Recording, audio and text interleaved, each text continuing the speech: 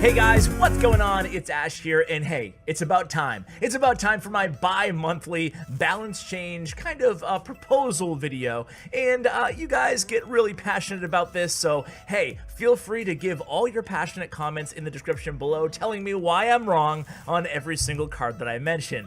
I actually do look forward to reading your comments, guys. I love the passion that you guys bring to the comments every single day. So let's get into it. Before we do, real quick disclaimer, you guys know two things about me when it comes to balance changes. Number one is I'm a big fan of moderation. I don't like nerfing a card into oblivion or taking a card that's underperforming and making it so OP that it's going to inevitably mean another balance change on the next update. Number two is I don't like nerfing cards unless they really need it. I'd prefer to buff other cards that are natural counters to cards that would otherwise need a nerf.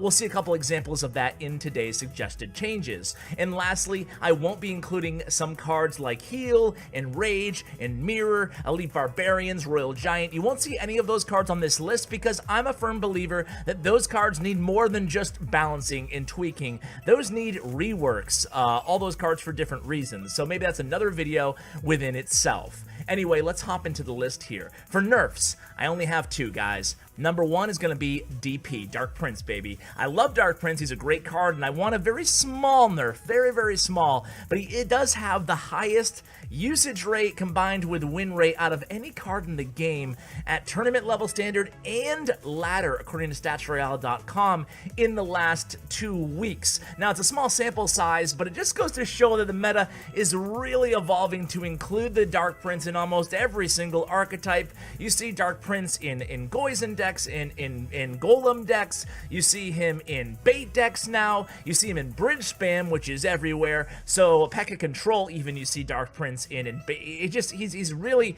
become kind of to the point where he's boxing out, you know, Royal Ghost and other splash damage cards that should have a lot of utility in the game as well. So I would maybe give a slight stat reduction, either health or DPS, to the Dark Prince. Number two is going to be the Spear Goblin. Now this affects 3 cards: Goblin Hut, Spear Goblin, and Goblin Gang. I love those cards, and I like the Spear Goblin to be strong in the game. However, Goblin Hut continues not to be answered by Supercell. It's dominating competitive play in graveyard decks, in P.E.K.K.A. Control decks, and in a variety, even Golem decks, you're starting to see Goblin Hut. It's a negative elixir trade, 5 for 6 when your opponent rockets it. There's just no great answer, and it's annoying, and it does a lot of chip damage. And I do think that the best way to nerf it would be nerfing 2 other cards that have gotten to be a little bit high in usage rates too, Goblin Gang, and it will affect Goblin Gang by nerfing the Spear Goblins, and just the regular Spear Goblins have become a staple in a lot of bait decks now as well because of their zap bait potential. So I would just give a small HP or damage nerf to Spear Goblins. Again, nothing to kill the card, just to kind of mitigate the effectiveness of those cards, especially Goblin Hut. Now, why no Tornado and Poison? I know some of you guys are probably screaming, where's Tornado? It's crazy. Where's Poison? It's crazy. Well, we're going to address the Poison by buffing other spells that should give you other interesting, attractive options for your big spell in a deck. So that should level the playing field is what I'm trying to say here. Number two is Tornado. Now, I understand if you guys disagree with me. I do. But Tornado, to me, is a high skill cap card. It's the most interesting, compelling, and fun card to play in the game. It changed the game in so many ways by activating King Tower. That wasn't even a thing before the Tornado. I think the Tornado is the one of the coolest cards in the game, and I like that it's really strong. So I'm going to go ahead and go with no touching the Tornado, as much as it's going to irritate and frustrate some of you guys out there. There's no doubt that it's powerful. I just like it. I like it being powerful, kind of like the Miner. I like those cards to be really robust and fit in a variety of decks and change the game, and I like it personally. Okay, let's get to the buffs, guys. So we have a few more buffs than we do nerfs today. Number one is going to be another answer to both of the princes and even other annoying cards. We'll get to it, right? And it's going to be the Bowler. So the bowler is the big fella. Whatever happened to big blue fella? He costs 5 elixir, the same as Executioner, and there's just so many more attractive options, especially at that rarity, than the bowler right now. It's not that he's useless right now, but his play rates are really abysmal when it comes to tournament level standard, when it comes to competitive play. And I think that does speak volumes. So I think that the bowler should just be given the ability to knock back the charging princes. That's going to be another indirect nerf to both of the princes, and I think that that will fix a little bit of the bridge spam issue that's kind of creeping up into the game in terms of win rates. We saw the bridge spam decks in the Pro Deck Challenge absolutely dominate at the top of the win percentage, so I think that will help mitigate kind of the spamminess of the game and make bowler more viable also in the meantime. So number 2 is going to be lightning. I'll just do these 2 spells like rapid fire, lightning and fireball. So I think that lightning and fireball need a little bit of a buff. Now, why fireball? I actually saw Colton W83 tweet about this yesterday, and he said that he thinks fireball needs to provide a more distinct advantage over poison. Well, he didn't say that, but that's what I'm assuming he meant, right? Because his suggestion was he wants fireball to be just a little bit faster on the delivery. Fireball is meant to be quick, heavy damage, or quick, medium-ish damage compared to like the rocket, right?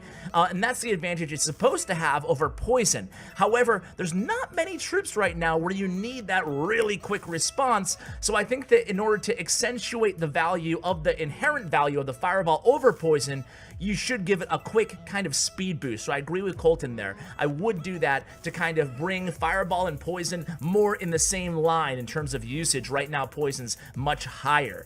Lightning too. Lightning's really low right now compared to rocket, poison, fireball, you name it. There's no reason that lightning needs to be that low, right? I mean, it's not useless right now, but you know, all the other spells are so much better options. So I would give a buff to lightning. I'm still surprised that they ever nerfed it, but even if you don't want to touch the radius, maybe adding that stun effect to the lightning would be a great option.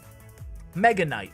Poor Mega Knight, man. He once ruled the Clash world, and now he's somewhere at the bottom of the barrel.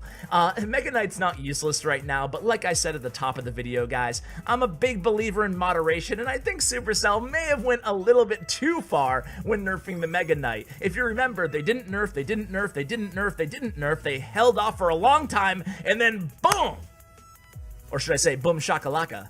He was nerfed into the ground, right? So I think that what they really should have done now in hindsight, being 2020, is given him a nerf, but maybe about half of what they actually gave. So I would kind of rebuff him up, not to where he was, but somewhere in between, right? There's a big in-between area because it was a big nerf. So that would be my suggestion for Mega Knight. Magic Archer is a great card. However, I think you could use maybe just a tiny haircut, or not haircut, that would be wrong.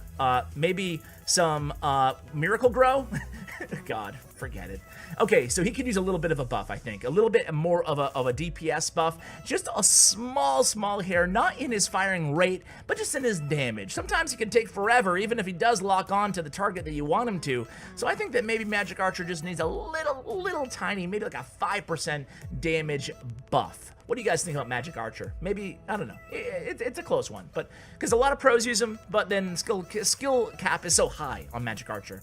Anyway, I'm going to go ahead and make an early call on Barbarian Barrel, saying that it will need a buff.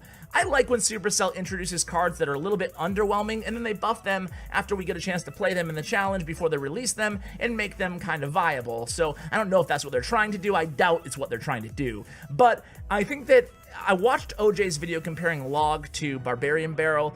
I don't know. I think a lot of the situations where Barbarian Barrel looks really useful are situations that, you know, oftentimes you'd be better served having either a Log and an Ice Spirit for the same cost, or a Log, or just kiting with an Ice Golem or something like that, right? So I do think that it needs to either A, kill archers, so a little bit more damage, or B, it needs to push back the princes or other heavy units. I'm totally cool with its range being limited. I mean, it is 1 extra elixir than the log, but it also has the barbarian at the end, right? But I think that the perks of the barbarian barrel over log need to be greater. So I would, and this is a very early call for me to make. Usually I wait on new cards, but I feel pretty strongly that barbarian barrel does need a little bit of a buff. And the last card today is going to be Skeleton Barrel. Skeleton Barrel, again, it's harkening back to the same kind of mantra we led off the video on, right? And that is, let's not go crazy with these nerfs. We nerfed it from 8 skeletons to 6 skeletons. Let's find a happy medium and give Skeleton Barrel. Did you guys even remember that Skeleton Barrel was still a card? I barely remember. It doesn't see any action anymore. So I would bring it to 7 skeletons, see if that kind of entices people to use it over Spear Goblins, who we nerfed anyway. So guys, do you agree or disagree with my changes? I will link the card popularity in usage rates and win percentages in the description below on statsroyale.com, my new partner here at CWA Mobile Gaming. And of course, a huge shout out to my 1.5 year long partner, Bren Chong. Check out his information as well in the description below. Thanks so much for watching, and as always, take care, guys.